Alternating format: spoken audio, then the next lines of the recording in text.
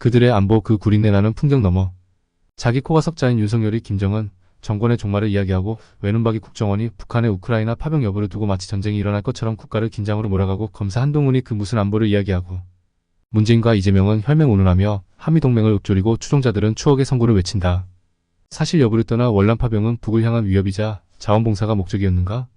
황색 언론은 뭐 특별히 생산할 만한 뉴스도 그런 뉴스를 생산하겠다는 치열함도 철학도 없으니 그저 만만한 게 홍어조시라고 오래된 추억이자 관습인 또리 장군을 소환해서 정체불명의 안보를 포르노처럼 재생산하고 무지몽매한 무리들은 침을 질질 흘리며 멍하니 환호하며 소비한다.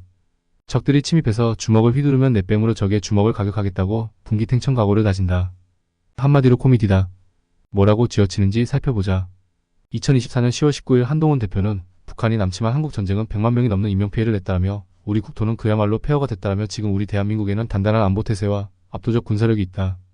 우리 대한민국 정부의 노력을 강력히 지지한다라고 덧붙였다. 즉 자신의 왼뺨으로 적의 오른 주먹을 강력하게 패겠다는 악효와 같은 병든 의지인데 그 전쟁의 시점에 이승만은 어디에 있었는가? 한동훈은 어느 나라에 있겠는가?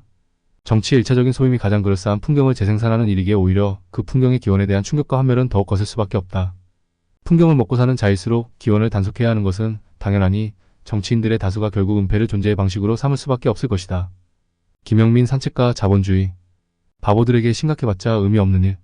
그들이 안보라는 풍경을 내세우며 가리고자 하는 그 시점에서의 조국의 현실을 떠올려보자. 쉽게 이야기해서 그들이 아무렇게나 내뱉는 안보라는 화려한 껍데기에 포장된 전쟁이라는 이면 뒤에 펼쳐질 현실 말이다. 그러니 그들이 내뱉는 화려한 껍데기에 포장된 똥을 말하고자 한다. 전쟁과 똥이라니? 삼면이 바다인 대한민국의 핵공격이 필요한지 이에 대한 방어가 필요한지 모를 일이다.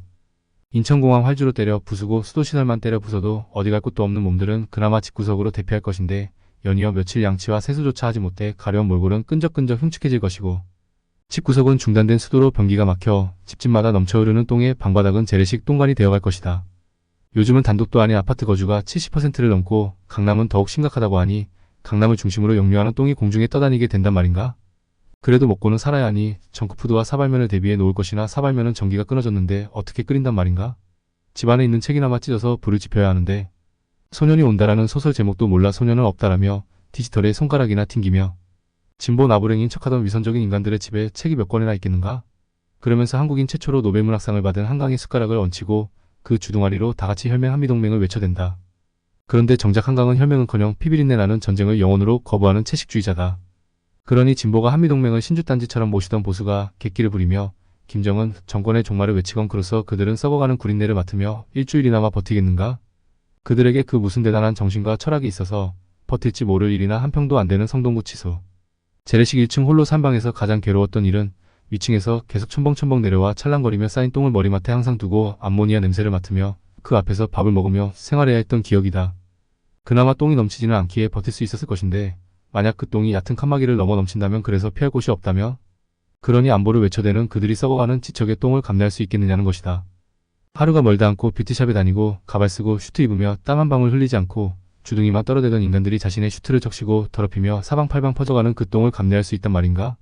그런데 왜 그들은 남들에게 그 구린내를 안보라고 감내하고 버티라는 것일까? 그렇다 그것이 바로 그들이 말하는 안보라는 풍경 뒤에 가려진 포장된 똥의 기원이다. 그리고 그것이 대한민국에서 한미동맹 아래 정치라고 불리는 불편한 진실이다. 검사가 안보를? 통일부에 신고하고 프로그램 하청을 준 북한 박두호가 지령을 내린 이적단체 구성원이라고 문재인 정부인 2018년 8월 구속한 뒤 사이버 테러의 위험이 있다고 소위 사이버 과학수사대인 것들이 그 혈세를 낭비하면서 수년을 거쳐서 과학적, 기계적으로 분석했다고 사기치고 검사는 그 종이 쪼가리를 휘두르며 국가의 존립 안전을 위태롭게 했다고 사뭇 진지하게 공갈치고 언론은 그대로 베껴서 안보 장사를 해대더니 정작 그들이 위험하다고 분석했다는 원본 프로그램은 법원에 제출조차 하지 않아 법원조차 기만하고 법원은 나중에 가짜 증거라는 것을 알았으면서도 눈 감는 것 그것이 바로 대한민국의 안보이다. 시간이 지나면 그들의 안보라는 것이 결국은 사기이자 자기들은 처먹지 않는 것을 자유라는 이름 아래 남에게만 강요하는 똥에 불과할 뿐이라는 것이다.